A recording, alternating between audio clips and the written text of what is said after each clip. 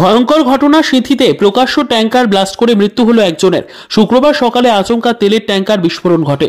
ঘটনাস্থলে পৌঁছয় দমকলের একটি ইঞ্জিন। সিঁথি থানার বিশাল পুলিশ বাহিনীও ঘটনাস্থলে যায়। যিনি মারা গিয়েছেন তার নাম সাগর, আর যিনি আহত তার নাম শঙ্কর। স্থানীয় বাসিন্দাদের অভিযোগ, পুলিশ আধিকারিক এমনকি স্থানীয় কাউন্সিলর পুরো বিষয়টি জানেন, তবে কোনো রকম ব্যবস্থা তারা নেননি। কোনো রকম সাবধানতা অবলম্বন না করে এখানে কাজ হয়। রাস্তা ব্লক করে কাজ চলে। প্রিকশনস না নিয়ে আজকে এই ঘটনা ঘটলো, কি বলবেন? দেখুন, এটা একটা আমি এই তো করতে পারছে বাইকটা সবাই উনি না নামলে কি করলি কথা বলছে কিন্তু। হ্যাঁ, বলুন বলুন।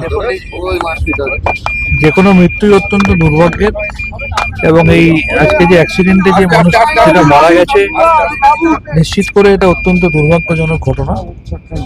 এইখানে যে গাড়ি কাটাইয়ের কাজ হয় সেটাকে রেগুলারাইজ করার জন্য আমরা সবসময় সচেষ্ট থেকেছি। আমি যখন কাউন্সিলর ছিলাম তখন থেকে পুলিশ প্রশাসন পৌরসভা সবার সাথে কথা বলে যাতে সুষ্ঠুভাবে আইন মেনে বিধিসম্মতভাবে হয় সেটা সবসময় আমরা সচেষ্ট থেকেছি, এবং বিভিন্ন সময় পুলিশ প্রশাসন পৌরসভার সাথে আমরা যোগাযোগও করি। আমি যখন কাউন্সিলর ছিলাম তখনও করেছি, এখন যিনি কাউন্সিলর আছেন তখনও উনিও করেন। তবে যে ঘটনাটা ঘটেছে সেটা অত্যন্ত দুর্ভাগ্যের। আমি মনে করব যারা এখানে এই ধরনের পেশার সাথে যুক্ত তারা প্রত্যেকটা নিয়ম কানুন আইন মেনে, পুলিশ প্রশাসন এবং কলকাতা পৌরসভার যে সুনির্দিষ্ট গাইডলাইন আছে সেটা মেনে তাদের সাথে সমন্বয় সাধন করে নিয়ম মাফিক তারা কাজ করবে। একজন মারা গেছেন, একজন ইনজিওর্ড। এখানে এখন কি বলছেন?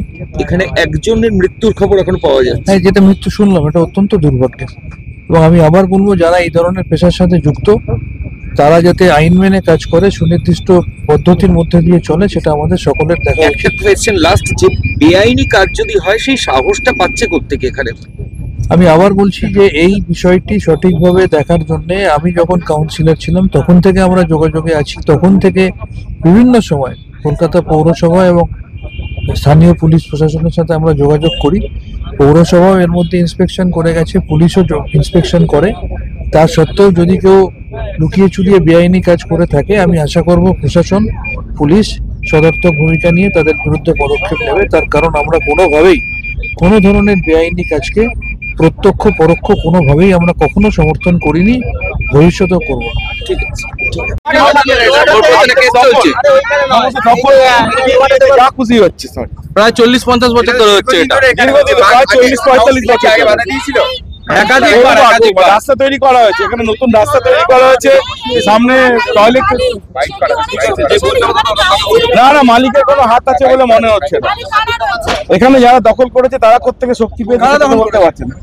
যারা দখল করে কাটাই করছে, যারা দখলদার কাটাই করেছে নাম জানি, কাউন্সিলরের কথা শুনছে না। কাউন্সিলর রাস্তা তৈরি করে দিয়েছেন, সামনে টয়লেট তৈরি করে দিয়েছে। কাদের মধ্যে এইগুলো চলছে? এগুলো একটা অদৃশ্য হাত, বলতে পারছি না, সেটা নিশ্চয়ই আপনারা প্রেসের মধ্যে রয়েছেন। প্রশাসন নেই, তখন প্রশাসনের দায়িত্ব আমি নেই না, প্রশাসনকে ব্যর্থ বলবো না, তারা তো এসছেন।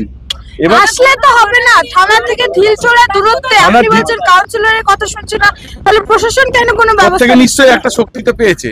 সেই অদৃশ্য শক্তি কি? আপনারা মিডিয়াতে রয়েছেন, আপনাদের কাছে অনুরোধ করবো আমরা যে আপনারা এই অদৃশ্য শক্তি থেকে আমাদের মুক্ত করে সিটি অঞ্চলের মানুষকে বাঁচাবেন। আমি 2 নম্বর ওয়ার্ডের তৃণমূল কংগ্রেসের দপ্তর।